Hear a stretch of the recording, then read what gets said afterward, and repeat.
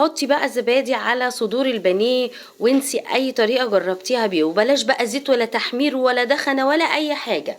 في الاول كده جبت نص كيلو من صدور البانيه مغسوله ومتقطعه ونضيفه زي الفل. في الاول بغسلها عادي جدا تحت الميه، وبعد كده بحط لها بقى نص ليمونه وشويه من الملح علشان ما يبقاش فيها اي زفاره ولا ريحه وحشه. وبعد كده بشطفها مره تاني واتنين وتلاته وبحطها في مصفى صغيره تتصفى كده، وبتبقى زي الفل معاكي. بعد كده بتقطعيها بالشكل ده، زي بقى عايزه تقطعيها صوابع، عايزه تقطعيها قطع صغيره، براحتك خالص يعني، دي بتاعتك. قطعت هنا كل الكميه معايا ونزلت بقى بيها في الطبق كده. جبت بقى الزبادي، حطيت معلقتين كبار من الزبادي عن نص كيلو، معلقه صغيره من الكركم، معلقه صغيره من الكاري، نص معلقه من الملح، معلقه من الثوم البودره، ومعلقه من البصل البودره، كمان فلفل اسود وبابريكا، وشويه من البهارات المشكله او السبع بهارات، معلقتين كده من دبس الرمان او عصير ليمونتين اللي موجود عندك. انا ما كانش عندي ليمون فحطيت معلقتين كده من دبس الرمان وقلبتهم كويس قوي، وهسيب الفراخ بقى في التتبيله دي مش اقل من ساعتين.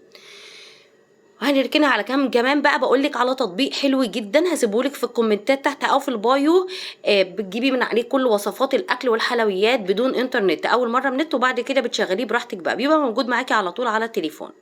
بعد كده بقى جبت بصلايه كبيره كده قطعتها بالشكل اللي انتي شايفاه ده، وجبت قرن فلفل. عايزه تحطي حامي عايزه تحطي بارد براحتك، هنا انا استخدمت فلفل رومي علشان الاطفال، وقطعته برضو بنفس الشكل ده صوابع. جبت حبيتين من الطماطم. طبعا كمية الخضار زي ما انت عايزة تكتري عايزة تقللي براحتك، دي بتاعتك. خلصت كده الخضار بتاعي، يلا بقى نجيب طاسة ونحطها على النار كده، وننزل بمعلقتين كبار من الزيت، ونسيب الزيت بتاعنا لما يسخن تماما. الفراخ بقى كانت قعدت في التتبيلة زي ما قلت لكم ساعة كده ولا 2، ما بنزلش بالكمية كلها مرة واحدة عشان ما تنزلش السوائل، بنزل بيها شوية شوية زي ما انت شايفة كده. واول ما احس ان الطاسة معايا سخنت رجعت خدت حرارتها السخونة تاني بكمل الكمية. بالطريقه دي كده تضمني انك ما تنزلش الفراخ السوائل بتاعتها، وتبقى جوسي كده وطعمها جميل جدا. طبعا هنا بقى النار معايا عاليه، يا ريت بقى تصلي على النبي في الكومنتات وتعملي لايك وشير اذا عجبتك الطريقه. اول بقى ما الفراخ بتشد معايا على طول بقى بروح مقلباها.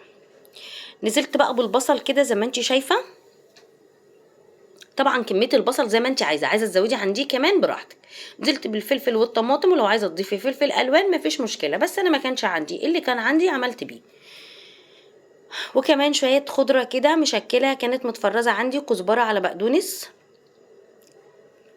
بعد كده خلاص بقى هي متبله، تعملي جنبها شويه رز او تعملي شويه عيش او تعمليها سندوتشات شاورما سوري براحتك بقى. دي فاهيتا عايزه اقول لكم بجد تحفه تحفه تحفه تحفه. ما تنسوش الشير واللايك والصلاه على النبي. باي باي.